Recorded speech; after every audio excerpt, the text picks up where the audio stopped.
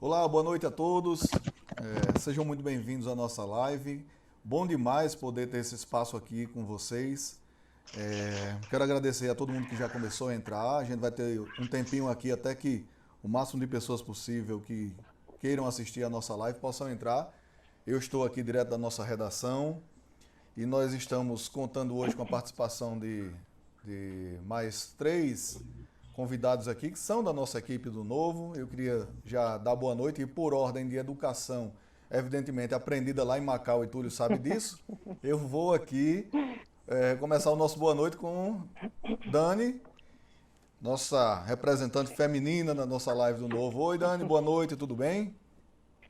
Boa noite, meu xará Daniel Cabral. Coisa boa, né? Tá participando dessa primeira live aí do Novo Notícias. Prazer gigante, né? Vai ser uma super experiência, tenho certeza.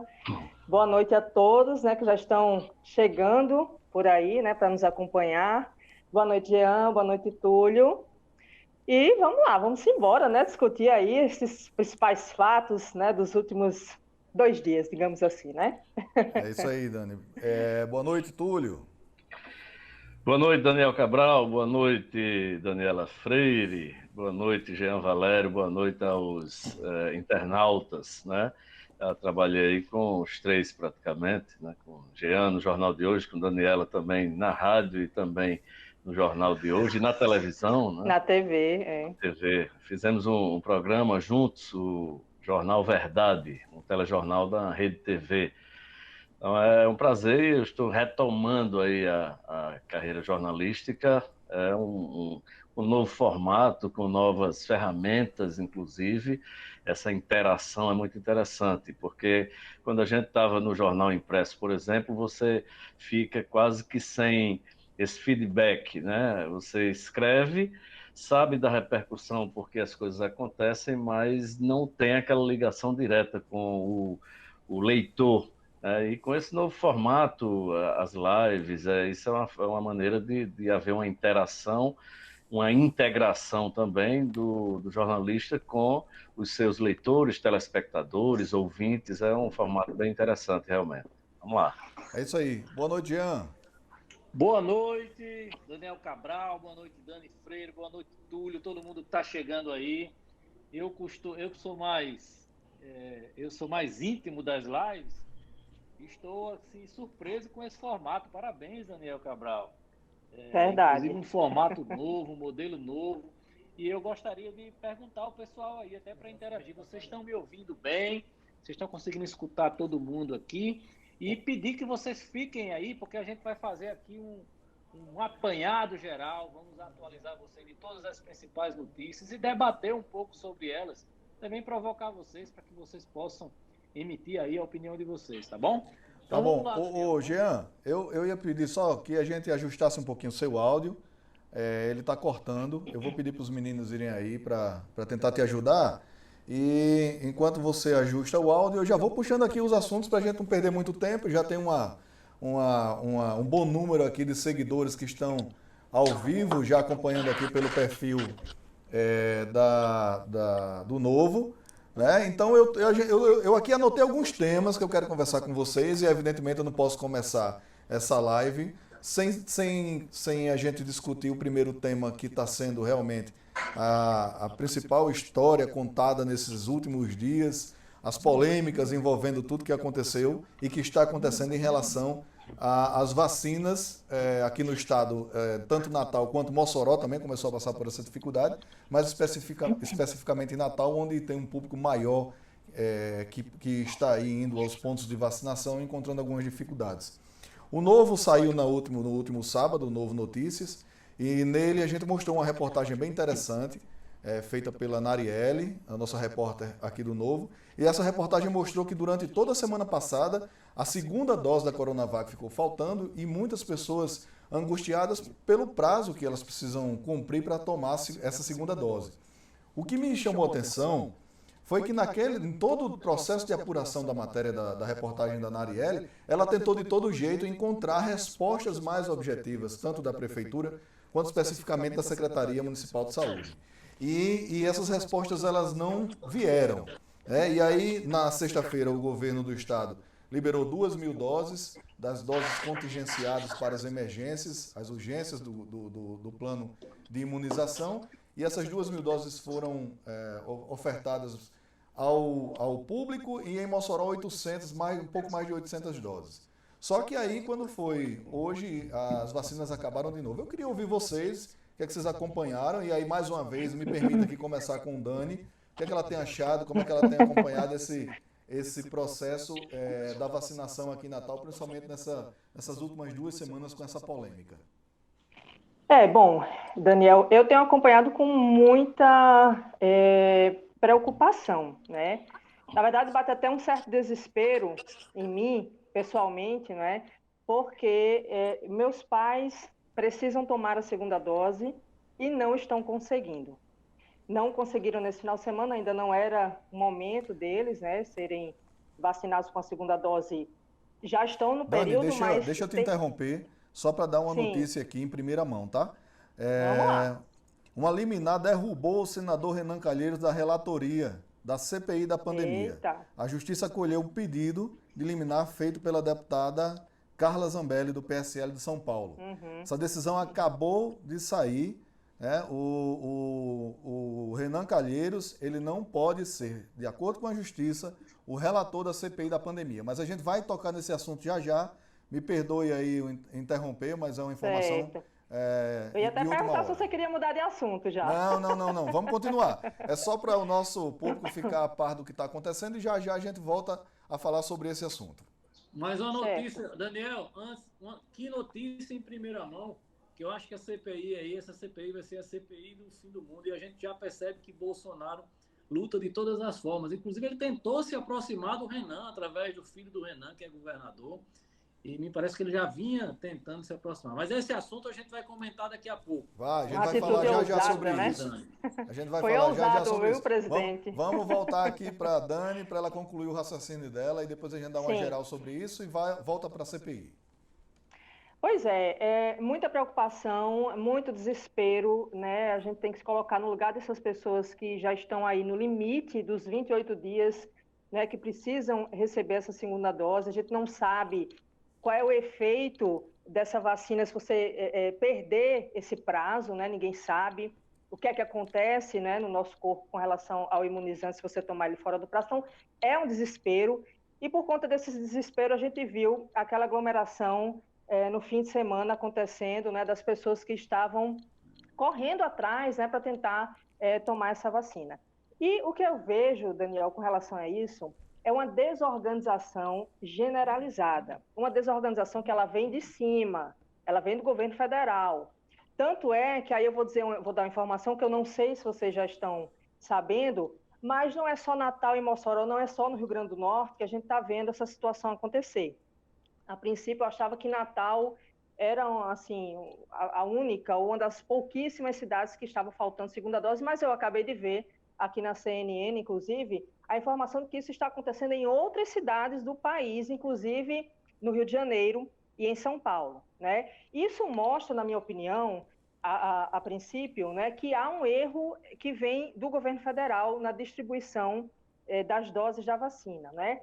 O governo Fátima Bezerra deu uma resposta hoje, colocando a culpa na prefeitura, né? Isso foi matéria do Novo Notícias, inclusive, dizendo que houve aí uma falha no momento em que a Secretaria Municipal de Saúde passou a imunizar com primeira dose mais do que o que poderia, né? Teria que guardar aí um pouco, né, desse imunizante para que pudesse vacinar a segunda dose, e essa foi a orientação dada pela Secretaria Estadual de Saúde, né? Então, essa é a informação da governadora.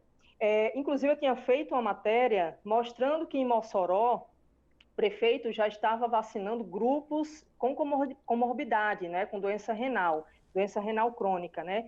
E eu fiquei sem entender o que é que estava acontecendo. Por que em Mossoró nada acontecia, estava tudo indo bem, né? O prefeito estava conseguindo vacinar lá já grupo com comorbidade, né? Numa vacinação muito mais acelerada do que o que está acontecendo em Natal, e não estava havendo falta de vacinas para a segunda dose. Mas surgiu a informação de que o prefeito também está usando, o prefeito de Mossoró, Alisson Bezerra, também está usando primeira dose de vacina, quando deveria estar guardando, reservando para uma segunda dose, e aí já fez um pedido aí para a governadora que faça uma reposição, assim como a Prefeitura de Natal. Então, estou vendo essa situação, estou vendo que essa situação ela está se generalizando, ela não está acontecendo mais só em Natal.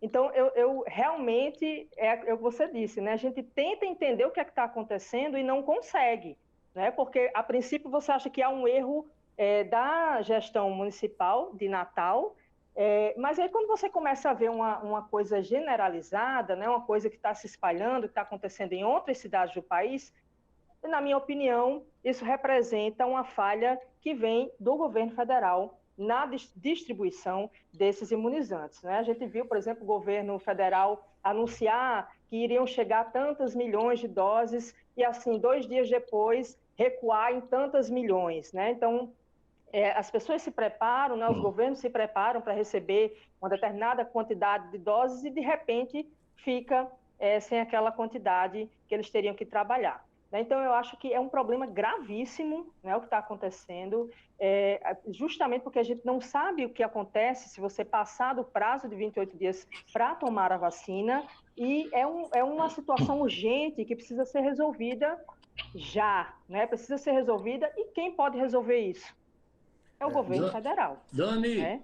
deixa eu só Diga. acrescentar, antes de passar para você, Túlio, inclusive estou com saudade dos seus comentários. Pois é, falar também sobre estou. isso rapidinho aqui, mas pegando a sua deixa, essa é a grande questão hoje. A grande questão é a seguinte, eu não vou nem entrar aqui no mérito de querer procurar onde está a culpa, mas os erros existem em todas as esferas. Tá? Claro, Mas né? existe um plano nacional a ser cumprido, que os Isso. municípios, a orientação do Ministério da Saúde, reforçada pelo governo do Estado quando distribuiu a vacina. A questão é, a vacina D1 foi aplicada e faltou a segunda dose porque aplicaram muito mais do que deveriam. Beleza, mas a grande pergunta é a seguinte, já existem médicos informando que essas pessoas que se vacinaram pela primeira vez, se não receberem a segunda dose até esses, no máximo, 30 dias, 28 dias e 30 dias, elas deverão perder a primeira dose, ou seja, dinheiro público jogado fora. Essa é a primeira questão. O segundo componente, e esse mais preocupante, é o seguinte, já existem teses que dizem que essas pessoas que foram vacinadas pela primeira vez e se porventura não se vacinarem e nesse período forem contaminadas, há chances do vírus se espalhar de uma forma mais forte no organismo. E isso está sendo investigado, mas já há médicos que difundem essa tese. Como é muita informação e a gente precisa checar muito o que se divulga, né? Mas a grande pergunta que se faz é essa. São duas. Primeiro, o dinheiro jogado fora. E segunda, quais são os efeitos que alguém que tomou a primeira e não tomou a segunda, se esse alguém contrair o vírus, ele pode causar. Túlio Lemos! Isso é o nosso desejo de lhe ouvir, Túlio. Você está muito tempo longe das telas. Pois é. Estou afiando a língua para voltar. Isso é um perigo. Eita, danado. Eu não sei até onde isso é bom. Olha, deixa eu começar logo discordando aí um pouco de Dani Freire. Na verdade, eu acho que há uma desorganização generalizada, isso sim.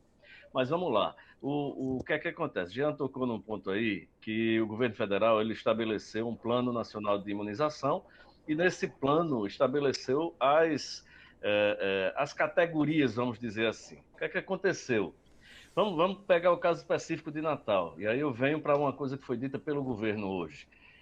Natal passou a incluir nas categorias especiais não só as pessoas de faixas etárias, mas passou a incluir determinados setores, determinados segmentos.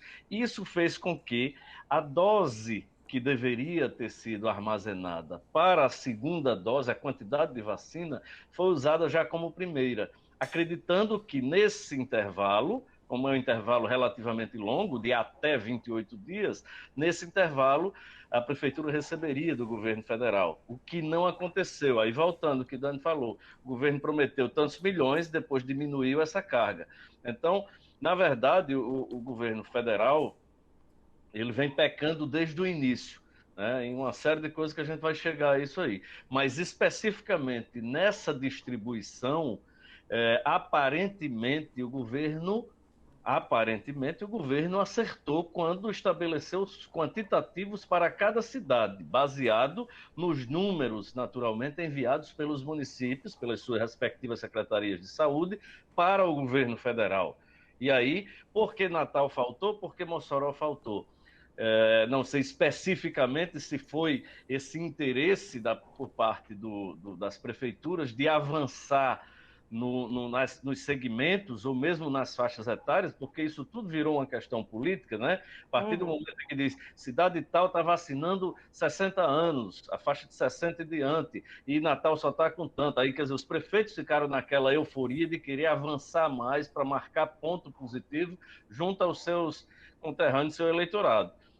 Então, nesse caso específico, é uma desorganização realmente que vem de cima a baixo, principalmente pelo quantitativo de vacinas, mas termina sendo por parte do município, porque o Estado ele é apenas um repassador dessas doses.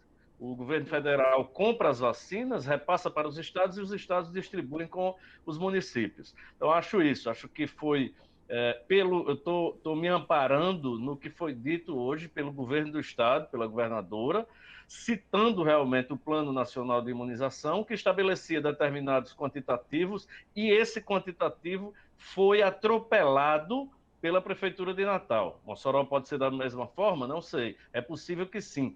Porque aqui no estado a gente não viu falar que outra cidade esteja com falta das doses de vacina. Somente essas duas principais que supostamente teriam atropelado aí para tentar alcançar um número maior, um atropelo do bem, vamos dizer, mas terminou prejudicando, porque agora fica aquela expectativa. Se eu não conseguir me vacinar, a segunda dose que está faltando, quando é que vai chegar? Aí tem a mistura de doses, fica um desespero realmente. Mas é por aí. Túlio, deixa eu lhe dizer, mas a gente viu, por exemplo, que a Prefeitura de Natal, ela não conseguiu, mesmo usando essas primeiras doses aí, né, que não poderiam ter sido usadas, a gente não viu uma rápida vacinação acontecendo em Natal. A gente viu, por exemplo, cidades vizinhas vacinando mais rápido, usando essa matemática aí da primeira dose, assim como Mossoró, que já está vacinando grupos com comorbidade. Aqui em Natal, a gente estava muito atrasado com relação à idade, né? Então, há um outro fator aí, além disso, né, que está fazendo com que a Prefeitura de Natal, gestão municipal aqui da capital, ela tenha um ritmo aí mais lento do que com relação a outras cidades. E é como eu disse, há outras cidades no país que estão apresentando essa falta de segunda dose, assim como Natal e Mossoró. O que está acontecendo, então, nessas cidades? Gente, o que está acontecendo, né? Deixa eu só tentar aqui, para a gente otimizar um pouquinho o tempo também, que eu sei que a vontade da gente é de comentar, mas temos outros assuntos. Queria também mandar um abraço aqui, quem já está comentando com a gente aqui no Instagram, pessoal, Dani Leal, a Fábia, Felipe Salvador, Rafael Araújo, o Idelfonso Farias, Orestes, deixa eu ver. Tem um monte de gente, tem gente já fazendo uma pergunta. Deixa eu ver uma pergunta aqui pra gente. Coisa já boa. tem gente aqui dizendo que a gente é bolsonarista, outros dizendo que a gente é petista, não tem jeito. A gente nem começou a Não tem jeito não. Hoje em dia, se a gente der uma opinião, ou vão dizer que a gente é petista, opinião não. A gente, não só opinião, como às vezes a gente mostra um fato concreto, e mesmo mostrando um fato concreto, ou lhe chamam de bolsonarista, ou de petista, de esquerdista, enfim. Isso é fruto dessa... A gente releva. Desse momento que o Brasil está vendo. Tem muita gente também já dando opinião. E tem uma pergunta aqui, deixa eu ver. A pergunta da Emily Avelino, ela está perguntando a opinião de vocês, o que está acontecendo. É uma politização E de quem é a culpa? A gente já falou da culpa, mas é evidentemente que politização a gente sabe que existe. Né? Foi inclusive um dos temas do editorial do Novo Notícias do último sábado, a gente falando exatamente sobre essa politização. E aí tem uma frase que marcou muito quando eu li o editorial, que ele dizia o seguinte, que a vida de quem foi vale muito menos do que o voto de quem ficou. Né? Então isso é muito forte quando a gente avalia isso dessa forma, porque realmente é claro que todo esse processo da pandemia no Brasil ela tá polarizada e politizada, infelizmente. Tudo deve ser politizado, mas não no nível que se politiza hoje essa discussão da doença aqui no Brasil.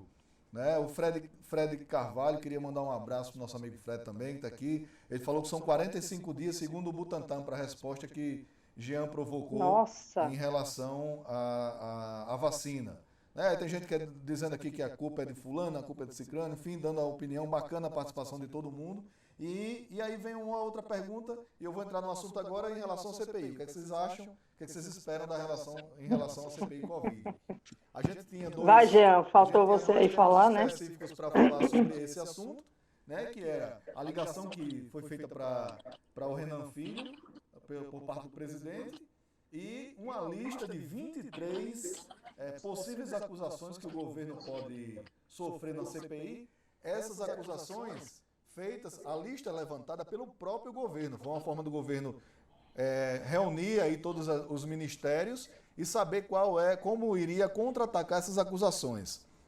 E aí, dentro dessa lista, eu vou ler aqui só, acho que 3 pontos, os 3 primeiros pontos da lista que eu achei fantástico. O primeiro foi: o governo foi negligente com o processo de aquisição e desacreditou a eficácia da Coronavac. Essa foi a primeira pergunta que o governo fez ao próprio governo. A segunda: o governo minimizou a gravidade da pandemia, foi negacionista? Essa é a segunda. E a terceira: o governo não incentivou a adoção de medidas restritivas? E aí seguem 23 itens, 23 pontos que o próprio governo levantou para que ele mesmo responda em eventuais acusações que sejam feitas na CPI. Né? E aí eu estava lendo agora há pouco que a própria CPI, os membros já disseram que o governo ajudou, porque eles vão levar exatamente essa mesma lista para a CPI. Exatamente. Eu queria ouvir aí a opinião de vocês. A bola para a CPI cortar, né? Exato. Vamos começar aí. A bola para a CPI cortar. Vai, Jean, você que ficou sem falar. Vai lá, Jean foi quem entrou aí querendo falar do assunto, já pode conduzir, Jean. Bom, eu acho que eu particularmente não acho, eu vou concordar inclusive com o bolsonarismo, e eu no início fui contra, né? Eu não acho que o momento é adequado para uma CPI. E eu explico por quê. Porque o Brasil precisa se unir e focar todas as suas atenções em um único objetivo, que é salvar vidas, matar a fome das pessoas, manter a economia aquecida. E no momento em que se cria uma CPI, todos os focos se direcionam já para esse processo de desgaste político, que já é algo natural por estarmos aí às vésperas, apesar de faltar aí um ano e pouquinho, mas às vésperas de uma eleição. Então, a tendência agora são as coisas piorarem. E já diz uma frase, se eu não me engano, eu não sei se é de Ulisses Guimarães ou de ACM, que uma CPI todo mundo sabe como começa, mas ninguém sabe como termina. E eu vejo aí muitos problemas para o governo federal, que já enfrentava muitas dificuldades e agora passará a enfrentar muito mais. Essa própria listagem com os pontos que ele mandou para os ministérios, para que os ministérios se precavessem respondendo inicialmente, já é o vazamento dessa informação uma grave preocupação. Essa situação do Renan Calheiros, essa notícia que Daniel deu agora há pouco, onde o governo, uma deputada governista, tenta tirar a possibilidade de Renan Calheiros ser o presidente da CPI, no momento em que o próprio presidente Bolsonaro tenta uma aproximação através do filho de Renan. Então, a gente vê desespero de todos os lados de se evitar que esse trabalho seja feito. O primeiro desespero foi tirar o foco de Brasília e tentar jogar para os governadores. É aquela coisa, vai fazer comigo, então eu quero fazer com todos. Então, o que é que eu quero dizer? Que eu sou contra por esse motivo, porque a atenção vai se dispersar em um processo de CPI, de impeachment.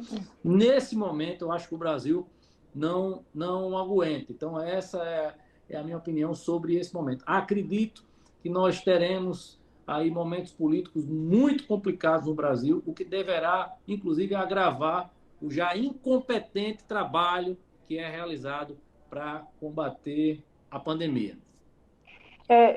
Jean, eu concordo, inclusive, em parte, né? Eu acho que realmente é um momento muito difícil, mas quando seria o momento ideal?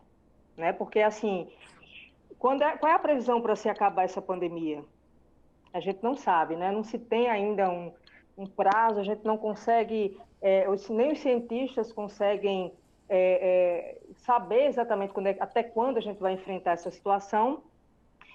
E com relação a essa lista, realmente mostrou desespero, mas tem um outro ponto também que mostrou desespero do governo, que foi uma entrevista do Fábio Weingarten à Veja. Né? Não sei se vocês chegaram a ver essa entrevista. Li toda a entrevista. É uma entrevista Pronto. Bombástica, Dani, bem lembrado. Isso. E muita gente está comparando a entrevista dele como uma entrevista que que o irmão do ex-presidente Fernando Collor, Pedro Collor de Mello, na época, antes do impeachment, deu.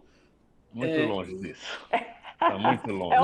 Outra... Túlio, se você ler a entrevista, não está longe, porque ele dá várias e várias pistas de muita coisa que aconteceu. Inclusive, ele dá detalhes da negociação de vacinas que não foi concretizado pelo governo federal. Ele abriu chumbo grosso. Mim, aquilo é um indicativo de prova concreta. Isso. E ao mesmo tempo... Mas, ao mesmo tempo, ele tenta... Eu acho que foi um erro completo aquela entrevista dele, porque ele tenta tirar Bolsonaro da reta, como se diz, né? Mas só que o que aconteceu foi o contrário. Foi exatamente o contrário, né? Ele abre chumbo grosso aí contra o ex-ministro Eduardo Pazuello. Mas quem tinha Eduardo Pazuello até agora? Era Bolsonaro. Foi Bolsonaro que colocou Eduardo Pazuello ali. Então, não tem como desprender a imagem do presidente do ex-ministro da Saúde, mesmo que ele não esteja mais no comando do Ministério. É uma coisa que tem como você associar facilmente, né? Então, no Planalto, a informação que eu tenho é que essa entrevista foi vista como um tiro tiro que deu... Como é que fala? Da culatra? Como é que é? Esqueci. Tiro saiu pela culatra. O tiro saiu pela culatra. Dani, antes de abrir o patrulho, Oreste está dizendo aí, entregou de bandeja. Eu também acho. Ele entregou a cabeça de bandeja. Exato, mas sem querer querendo, porque me parece que aquela entrevista é muito mais uma tentativa de pressionar o presidente Bolsonaro para que Bolsonaro devolva algo que ficou mal resolvido com ele. É um recado dizendo assim, Bolsonaro não fez nada, mas Pazuello fez e eu sei de muita coisa. É um recado para o Planalto, para ver se o Planalto faz algum aceno para ele, para o ex-ministro que foi demitido há pouco tempo. Eu acho que ele arriscou bastante aí para tentar voltar para o governo federal, viu? O negócio não foi muito bem visto lá no Planalto, não, pelos mais próximos aí do presidente Jair Bolsonaro. Vai, Túlio. Eu acho que a comparação em relação a Pedro Collor não chega nem perto, porque Pedro Collor, na verdade, estava falando de corrupção no governo do irmão dele, que era presidente, envolvendo operador. Nessa discussão, Túlio, desculpe interromper, porque eu não lembro. Deixa de história, Daniel. Então, é bem diferente. Na verdade, inicialmente, pelo menos o que a gente viu, ele está falando de ações administrativas frágeis ou incompetentes ou erradas, mas não fala em corrupção, é bem diferente. Bom, eu acho que essa parte aí, quando se fala que o governo fez essa relação, eu acho que o governo está certo.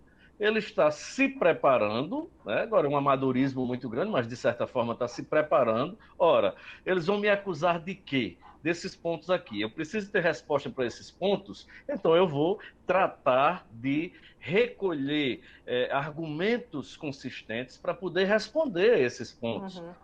Não vejo o erro do governo se precaver em relação a isso. O problema é que o governo está extremamente fragilizado. Acho que se o presidente parasse de falar uma semana, ele conseguiria muita coisa positiva para o governo dele, porque a cada momento que ele fala, ele espalha brasa, ele toca fogo nas coisas. Então, é uma comunicação absolutamente desagregadora, né? Não sei se isso faz parte de uma estratégia política de radicalizar e alimentar o fanatismo político de um lado, porque se existe o fanatismo petista, o lulopetista, existe também o bolsonarismo. Então, se alimenta o bolsonarismo com esse radicalismo político e aí polariza, consolida essa polarização entre Bolsonaro pela direita e Lula pela esquerda. Pode ser até uma estratégia, mas acho que eles não estão levando em consideração que nem todo mundo no Brasil participa dessa cegueira coletiva no sentido de fanatismo, né? Eu acho que há pessoas que pensam, que leem, que ouvem, que veem de forma diferente, vendo coisas positivas no governo de Bolsonaro, vendo coisas positivas no governo do PT e negativa também no governo de ambos. É preciso realmente que o governo veja e admita e não faça essa leitura por baixo, um nivelamento no subsolo, né, quando, na verdade, nem todo mundo faz parte dessa polarização política. As pessoas estão vendo, estão assistindo, mas necessariamente concordam nem com um lado, nem com o outro, nem com Ciro, nem com... As pessoas precisam pensar politicamente, analisando de forma crítica. A escolha de um candidato é lá na frente. Eu acho que a posição de hoje é bem diferente. Então, eu acho que o governo, a CPI, a questão da decisão do STF em relação a Lula, tudo isso foi provocado pelas palavras, de forma, não digo nem indireta, não, foi uma relação direta de causa e efeito, causadas pelo destempero verbal do presidente da República, Jair Messias Bolsonaro. Que não está falando quem discorda ou quem é contra, não. É isso que as pessoas precisam entender. Você pode discordar de algo, de um governo, concordar e elogiar desse mesmo governo. E não ter essa coisa cega. Rapaz, tudo que vem contra, tudo que é contra o governo, eu sou a favor, não é bem assim. É preciso ter essa visão crítica. Então, acho que Bolsonaro está enfrentando problemas que ele mesmo criou. Basta que a gente dê uma olhada de como era o comportamento do Supremo em relação a Lula, a Moro e a tudo que aconteceu no governo do PT. Quem era Gilmar Mendes quando o Bolsonaro iniciou o governo e como é que ele está se comportando agora? Foi Bolsonaro, com o seu destempero e sua arrogância, vamos dizer assim, que fez um trabalho destilando aí, de certa maneira, um radicalismo, um ódio, fez um trabalho de fazer com que pessoas que antes... Você tem uma ideia, já falando em direita e esquerda, Bolsonaro conseguiu uma mágica de transformar a Globo, cujos proprietários são absolutamente ideologicamente de direita, mas que hoje fazem oposição absolutamente de forma explícita. Você pega jornalistas como Reinaldo Azevedo e outros, a própria Veja, que eram veículos de direita, ideologicamente explícitos de direita, e hoje fazem oposição ferrenha ao a grande imprensa inteira tem feito oposição ao governo Bolsonaro. De quê? Do próprio. Foi ele que conseguiu isso, porque, na verdade, esses veículos tinham tudo para ser suportes do governo. A Globo foi muito mais apoiadora do governo de esquerda de Lula do que hoje é de Bolsonaro. Então, veja que coisa curiosa, paradoxal que está acontecendo no Brasil. Agora Túlio, essa... Comportamento, só para concluir, tudo fruto desse comportamento radical. O presidente não entendeu que aquele discurso radical dele, que lhe rendeu a vitória, não poderia continuar sendo presidente de todos. Ele foi candidato de quem o admirava. Ele foi candidato e recebeu os votos de quem o admirava por aquele discurso. Eleito é presidente de todos e precisa mudar naturalmente o discurso. Agora Dani, rapidinho, antes de você dar a sua opinião, é só uma informação. Eu estava vendo hoje à tarde que alguns partidos de direita começaram a fazer pesquisas eleitorais, né? E eles chegaram à seguinte conclusão: está difícil ter uma terceira via, um tertus nessa história, por causa dessa polarização. E nessas pesquisas, o que é que eles encontram em relação ao Bolsonaro? Um percentual aproximadamente de 20% a 25% de um eleitorado que é absolutamente fiel ao presidente Bolsonaro. E eu acho que o que é que Bolsonaro fez? Quando ele se viu numa encruzilhada de uma força gigantesca contra ele no Brasil, ele se agarrou a esses 25%. Porque a minha impressão é que ele não fez isso que você está dizendo, Túlio. Ele não saiu do palanque para administrar um país de todos. Ele continuou nesse palanque falando e tendo atitudes e ações para esses 25% de bolsonaristas e não do povo brasileiro. E aí ele vai começar a pagar esse preço e começa a pagar muito fortemente.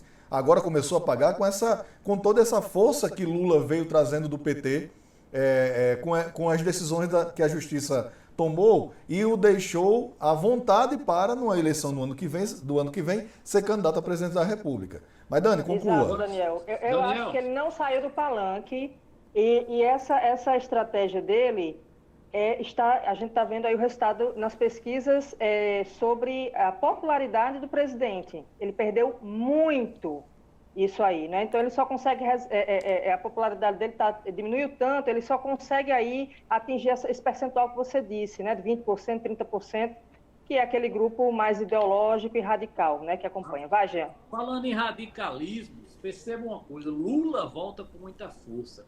Bolsonaro se elegeu fazendo contraponto a Lula no momento em que o Brasil gritava, clamava contra a corrupção do PT, da Lava Jato. E aí, vejam só como é o destino e tudo que a gente viveu até agora. Lula se coloca liderando as pesquisas contra Bolsonaro, que se apega a esse público mais extremista. Porém, se a gente está falando aqui de extremismos e quando a gente faz uma crítica a Bolsonaro, eles apontam o dedo para a gente e dizem, você é um petista. Ou se a gente faz uma crítica ao PT e toda a Lava Jato, lembrando dos casos de corrupção do PT antes, eles apontam... Aliás, se a gente critica Bolsonaro, a gente é petista. Se a gente critica o PT, a gente é bolsonarista. Isso impede que os candidatos de centro possam crescer. Então, essa divisão só interessa aos dois extremos. E Bolsonaro aposta nisso. Essa briga tem que continuar. É tanto que ele se refere a Lula, porque ele aposta na polarização com Lula. Porque a gente vai comparar o desastre que é hoje com o desastre que era quando a gente começou a descobrir aqueles casos enormes de corrupção.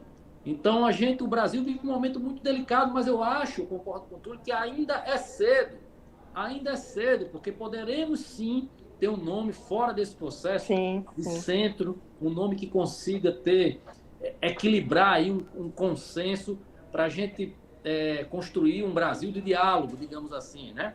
Mas se esse nome não consegue se posicionar, nós poderemos ter uma disputa aí entre os dois extremos. O mais importante, eu acho que a análise que tu fez foi perfeita, é que o eleitor consiga analisar tudo isso que está acontecendo para discernir com maior clareza. E esses extremos, essas guerras que existem, impedem que as pessoas enxerguem dessa maneira. Gente, a gente já vai aqui com 38 minutos da live. A gente tinha estabelecido que nós tentaríamos fazer essa live com 40 minutos, vamos estourar mais um pouquinho, mas eu quero trazer aqui um último assunto, né, de hoje para a gente fazer uma análise aí muito difícil até para a gente. Aqui estamos 4 jornalistas. E hoje, a nossa classe, os jornalistas, eles sofreram uma forte crítica da doutora Roberta Lacerda. Eu queria trazer esse assunto e eu queria pedir para quem começasse a fazer esse comentário nesse momento, fosse Jean Valério. E por que eu vou pedir que seja ele? Jean foi um dos primeiros hoje no Twitter a se manifestar com muita revolta em relação ao que colocou a doutora Roberta Lacerda na crítica que fez aos jornalistas. E aí isso acabou sendo uma grande polêmica no Twitter do próprio Jean, chegando ao ponto dele sofrer até ameaças, né? Então, Jean, eu queria que você comentasse por que toda essa sua indignação em relação ao comentário da doutora Roberta Lacerda em crítica aos jornalistas. Bom, primeiro, eu não tenho nada contra a doutora Roberta Lacerda, muito pelo contrário, eu tenho um profundo respeito. Só me senti ofendido, como toda a classe jornalística, quando na imagem do post dela, não é no comentário, que as pessoas sequer param para ler a mensagem, elas saem compartilhando e apoiando, independente do que for. Porque se elas entendem que aquela extremista ali, ou aquele cara tem uma opinião que parece com a dele, ela sai repassando a mensagem. Dentro do post dela, tem uma parte que dizia que os jornalistas mentem mais, estudam menos e são mais caros do que os médicos. É uma agressão de forma generalizada, que depois ela tentou remendar no comentário, dizendo que a crítica se referia aos maus jornalistas. Porém, foram os jornalistas que a projetaram, porque ela sequer era conhecida, dando espaço à opinião dela. Tá? E aqui eu não vou entrar no mérito se ela receita ivermectina, se ela receita nebulização com hidroxicloroquina, porque medicina eu não discuto com ela. Medicina eu escuto ela, escuto alguém que pensa diferente dela, e eu respeito os dois. E o jornalismo tem que abrir espaço para os dois lados. Eu não entro em discussões desse nível, tá? Como alguns sugeriram. Mas muita gente aplaudindo o fato dela se referir de forma generalizada. Porém, eu conheço muitos médicos infectologistas com muito mais classificações e cursos gabarito e que criticam esse tratamento precoce com hidroxicloroquina e com ivermectina. E eu digo muito, eu respeito quem receita, eu respeito quem toma, eu respeito a opinião contrária e nem por isso eu chamo de mentiroso, nem venho agredir. Agora, o que me chamou mais atenção, o que me chama mais atenção são jornalistas que aplaudem esse tipo de comportamento, porque os jornalistas que colocaram ela lá não podem concordar com isso. Me parece muito mais prepotência e arrogância da parte dela se colocar acima de tudo e de todos. Eu até fiz um comentário. Ela pode até ser vencedora, talvez, pela sua inteligência, e pode até ganhar aí um prêmio Nobel no futuro, por que não? Isso não é uma ironia. Mas talvez não seja tão merecedora deste prêmio Nobel diante de tanta arrogância, se colocando acima de tudo e de todos. E aí eu não concordei exatamente com isso, tá? Então que fique claro. E recebi, de fato, algumas ameaças, mas quero reforçar aqui que eu não tenho medo de ameaças de quem quer que seja. Lamento muito que as pessoas sequer tenham lido o post que ainda está lá e que alguns estejam apoiando essa iniciativa que eu achei de muita baixa qualidade da parte da doutora. Péssimo mesmo. Jean, primeiro eu vou me solidarizar com você, né, por essas ameaças aí que você recebeu. É realmente, assim, revoltante, né? Eu queria fazer uma pergunta. Quem são os maus jornalistas que a doutora Roberta se referiu? São os que mostram dados científicos, que comprovam a ineficácia dos remédios que ela faz propaganda e que ela receita? Quem são os maus jornalistas? São os que estão indo atrás de informação com a Anvisa, com a Organização Mundial de Saúde, lendo artigos científicos, entrevistando cientistas especializados em fazer esse tipo de pesquisa, né, de publicação. Quem são os maus jornalistas a que se refere a doutora Roberta Lacerda? São os que contestam o que ela afirma que é verdade? Quem são esses maus jornalistas? Eu fiquei, fiquei pensando, quem são esses jornalistas, né? São os que mostram para ela que o que ela está dizendo ali muitas vezes é mentira, né? Que ela mostra dados falsos, pesquisas de, digamos, segunda mão, né?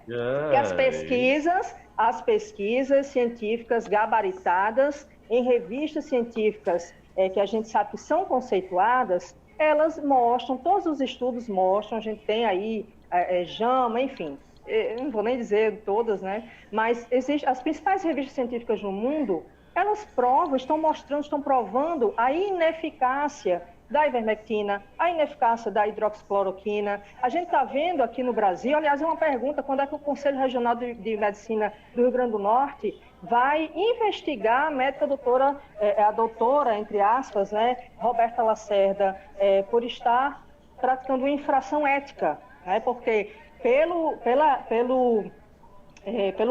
Código de Ética da Medicina, que eu tive acesso, inclusive, é muito claro lá em afirmar que o médico só pode receitar remédio para aquela determinada doença se tiver na bula, se for cientificamente comprovado, né? Então, há muito o que se debater com relação ao que está acontecendo com relação à médica, a doutora, eu não quero chamar de doutora, porque ela não é doutora, né, médica, Roberta Lacerda, né? A gente viu ela dando entrevistas em que ela fala sozinha, ela não é contestada. E a primeira vez que eu vi ela sendo contestada, vou dizer por quem? Por Daniel Menezes, que é cientista político na 98 FM, ela partiu, sabe para quê? Sabe qual foi o argumento dela? Teoria da conspiração. Né? Então, ela tentou debater, naquele momento, citando um texto que não existe. Quem é que confia em um médico que traz informações inverídicas? Dados que a gente, quando você procura, você acha lá todas as falhas, né? Você vê que aquilo ali está distorcido.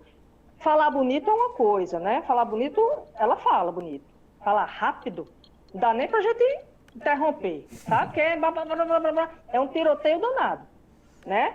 Porque se ela foi interrompida por alguém que tem um mínimo de conhecimento, que lê, basta ler os jornais, os principais jornais do país, ela não vai ter uma resposta para dar, como foi o que aconteceu no 98 FM. Olha, eu acho o seguinte, eu acho que essa politização da pandemia terminou provocando isso. Vamos lá. Primeiro, é discutível essa questão do médico buscar um tratamento que foi convencionado como tratamento precoce. E aí, quando eu falo de politização, é que justamente isso. Quem eventualmente possa sinalizar que um médico possa utilizar algum tipo de medicamento fora da bula, vamos dizer assim, mas que possa funcionar de alguma maneira, como não a hidroxicloroquina, que ficou estabelecido que não, mas como a ivermectina, por exemplo, esse aí já de imediato ele é colocado do lado de Bolsonaro. Né? Quem faz uma afirmação, sou contra o tratamento precoce, já é contra Bolsonaro e é a favor, e é lulopetista. Então, quando a população entra nisso aí, eu nem digo tanto, mas quando médicos politizam a coisa, aí fica perigoso. A médica Roberta Lacerda, ela foi extremamente infeliz, porque Jean falou muito bem, ela foi projetada pela mídia que, ora, ela vomita neste momento na mídia, sendo absolutamente antiética e desrespeitosa com uma categoria, né? Porque a gente pode dizer, eu posso dizer agora, doutora Roberta Lacerda, a senhora é extremamente antiética, antiprofissional e uma péssima profissional em se tratando de respeito às pessoas. Você tem que dar o nome. Quando você generaliza os médicos de Natal do Rio Grande do Norte, você está enxovalhando toda uma categoria. Existem bons e maus médicos, padres. A gente não sabe que tem padre que não presta, tem padres bons, né? Tem jornalistas bons, tem jornalista que não presta, mau caráter, uma série de coisas. Todas as profissões. Como é que a gente separa isso?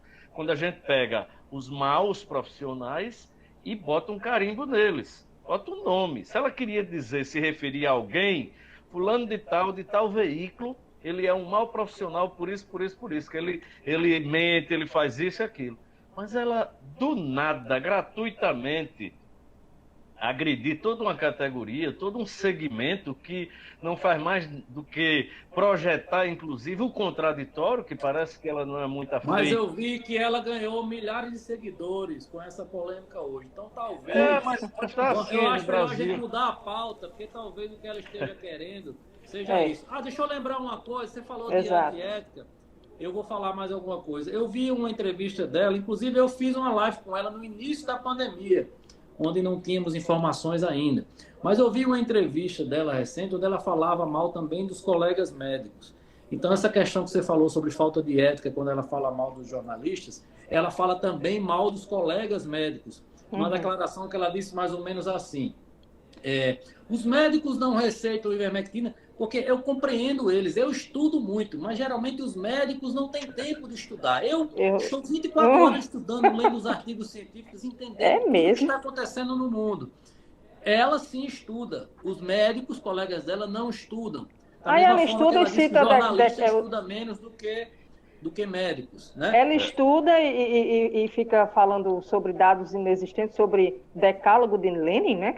Um Mas negócio acho que não que ela existe. ganhou Que estudo muitos é esse, pelo amor de seguidores Deus? e continua ganhando. Talvez a estratégia delas tenha sido assertiva nesse sentido, do ponto de vista do marketing. Talvez, mas quem ela sabe, não a vai gente esteja mudar. produzindo aí um novo candidato, um novo político aí, que vai Mas eu surfar acho que ela Está não vai começando mal, está Eu começando acho que ela muito não mal vai se mudar quiser de ser candidata profissão para política. ser influencer digital. Eu acho que ela deve pensar que vai continuar na profissão e precisa de ter respeito. Eu acho o seguinte, eu sugiro ao Novo Notícias que convidasse a médica Roberta Lacerda para uma entrevista, mas eu avançaria um pouco mais. Eu faria essa sugestão de uma entrevista no formato de debate, em que ela Exatamente. representa o uso Exatamente. do tratamento precoce, que tem todo direito, ela tem os argumentos dela para amparar isso aí, e um médico que é contrário. Salvo engano, por exemplo, o doutor Ricardo Valentim, que é o coordenador do LAIS, né, o Laboratório da Saúde da UFRN, doutor Kleber Luz, Podia ser outro infectologista, outro né? infectologista, para que a gente possa, aí sim, a gente fazer um trabalho de esclarecimento. Quem é contra e quem é a favor, e a população, naturalmente, tomar aí a sua posição. E É uma boa aí, ideia. porque aí Eu ela acho não que. iria falar de termos técnicos para a gente, para nós que Uhum, somos uhum. leigos. Quando ela Deixa falasse de um termo técnico, outro infectologista Agora, iria... para não dar mais ibope, né, ela deixar de ganhar seguidor, que ela já ganhou muito hoje com essa polêmica, deixa eu encaminhar uma última questão aqui, Daniel, vou lhe interromper, mas já fazendo. E lembrando o seguinte, na próxima live eu quero uma câmera dessa igual a sua, viu, Daniel Cabral? Você tá vendo o foco nele. Não tem problema nenhum. A gente troca de lugar, porque você está bem pertinho de mim aqui. A Daniela tá mais bonita do que nós todos. Fez um foco, uma maquiagem, um negócio bacana. Chefe é chefe. Ó, eu queria perguntar, eu acho que foi Germano que colocou aqui. O que é que vocês acham da manutenção do fechamento, das medidas mais restritivas, tanto do retorno às aulas, como da proibição de bebidas em bares? Rapidamente, vamos tentar... Eu acho que não é hora ainda. Acho que hospitais lotados, desespero ainda muito grande, vacinação lenta demais. Já foi mostrado por cientistas que uma vacinação lenta e a população na rua fortalece o vírus e dá oportunidade para outras cepas surgirem, que foi o que aconteceu há pouco tempo, né? Eu acho que as escolas do estado e do município, infelizmente, não têm estrutura para fazer uma aula, ter as aulas presenciais, embora eu concorde que realmente os alunos estão extremamente prejudicados. Os alunos das escolas públicas, a maioria não tem acesso a um computador, à internet, a maioria não tem nada disso, né? Então eles estão realmente perdendo o ano letivo, né? Já perderam o ano passado. Eu acho que seria Isso aí é uma incompetência de todas as formas, viu, Dani? Exato. Porque tem alguns municípios aqui em Extremóis, em Jandaíra, pelo menos que eu conheço de perto, onde os alunos estão assistindo aulas pelo Google Meeting. Embora nem todos tenham acesso à internet, mas aqueles que têm estão fazendo. Então, o governo passou 1 ano e 2 meses, tanto o governo federal como o estadual, como o municipal, não resolveu essa questão. Porque o investimento todo da educação que está parado, essa dinheirama que os prefeitos do interior estão lá acumulando, poderia ter sido destinada para comprar, por exemplo, tablets, computadores, internet, para entregar para esses garotos para estarem assistindo aulas online. Exatamente. Faltou aí uma organização, um olhar mais apurado, né, para essa questão da educação. Ficou tudo voltado para essa questão do vírus, de hospitais, né, da saúde, e acabaram esquecendo da educação, né? Então, faltou organização, faltou esse olhar atento, né, esse querer proporcionar às pessoas que não têm as condições para a aula online, para que eles possam ter essa aula online em segurança, tanto os professores ficarem seguros quanto os alunos. Sobre esse assunto, eu quero só a opinião de Túlio para a gente fechar, porque a gente precisa encerrar nossa live. Rapidinho. Na verdade, os decretos, as restrições, elas são paradoxais, são conflitantes e justamente por isso que gera uma confusão muito grande. Por que uma academia pode estar aberta sem limite de idade? Por que um bar pode estar aberto sem limite de idade? Porque a igreja tem que ter um limite de 60 anos. O camarada pode sentar numa mesa de bar, um coroa lá com seus 62 anos, pode tomar a cervejinha dele. Não falo em aglomeração, falo em proximidade, de você ficar falando e as gotículas, você recebendo e passando. Na igreja ele, em tese, estaria calado, de máscara, né? Então, os governos não entenderam ainda como unificar uma situação. Então, isso tudo, essa abertura aí, forçada pela pressão, naturalmente, do comércio, que está sofrendo aí, com a questão do desemprego, mas aí, por outro lado, você, se for especificamente focar em relação a abrir ou fechar determinados ambientes em função da pandemia, você não consegue justificar, na minha opinião, por como é que você permite que um bar fique aberto até 10 da noite, pelo decreto do município, até 9 pela prefeitura, pelo contrário, até 9 pelo governo do estado e até 10 pelo município, e as academias abertas sem limite de idade e as igrejas abriram agora, a partir desse novo decreto, mas estabelecendo a proibição de crianças e idosos a partir de 60 anos, restrição total. Então isso é complicado realmente, como se chegar a um consenso em relação a isso. Por isso que ainda, eu acho que o foco, na verdade, voltando daquilo para que Jean falou, da questão da CPI, eu acho que, de certa maneira, força o governo a tomar mais medidas e acelerar a questão da vacinação, porque é o que vai fazer com que a gente volte à normalidade. Vacinação. Eu acho que eu sou a favor da retomada gradual, na medida em que os casos vão caindo, já que a governadora, por exemplo, hoje aqui é a briga entre a governadora e o prefeito de Natal, por exemplo, e alguns prefeitos flexibilizou. Para mim, por exemplo, não faz sentido ela ampliar até as 10 da noite os bares, mas continuar proibindo bebida. Porque proibir bebida dos bares é você praticamente decretar o fechamento. Não faz sentido. Não verdade. Faz sentido. Então, nesse aspecto específico, eu acho que ela errou. Mas em outros, eu acho que ela vem fazendo um esforço enorme para preservar e evitar a proliferação. Porém, nessa questão da bebida, eu sou contra, porque os bares é um setor da economia que vem sofrendo muito. Bares, restaurantes, turismo de uma forma geral. E nós já temos uma economia muito frágil. Só uma coisa, essa questão de o que fecha, 30 segundos, o que fecha, o que abre, o que pode, o que não pode, na verdade, isso aí quem diz é o comitê científico, né? Eles recomendam isso aí, então são eles que indicam o que não pode, o que é pior e o que não é pior. Aí o governo vai lá e diz, não, vamos adotar isso ou não, né? Lembrando que o comitê científico é feito por pessoas. Peraí que Túlio também quer 30 segundos mas são agora. Cientistas, epidemiologistas e médicos. A questão é a seguinte, fica confuso, porque o Ministério Público quer que volte às aulas, mas eles não voltaram ainda presencial. Teve uma confusão aí. Tem Câmara e Assembleia não estão com sessão, mas muitos concordam que volte às aulas, volte isso ou aquilo presencial. Ou seja, eu quero que você volte presencial, mas eu vou continuar me preservando. Assim fica mais fácil. Foi perguntado, acho que por um médico, esses médicos que fazem parte do comitê científico, eles estão trabalhando de forma remota ou estão trabalhando de forma presencial? Para que a gente possa ver se eles estão na linha de frente, né? Do combate à Covid. É muito complicado essa situação, realmente. Vamos lá, preciso encerrar. Eu quero agradecer Dani, quero agradecer o Jean e a Túlio. Esse é o nosso primeiro encontro, nós teremos outros. Eu já quero convidar... Já vi que tem que ter mais tempo, né?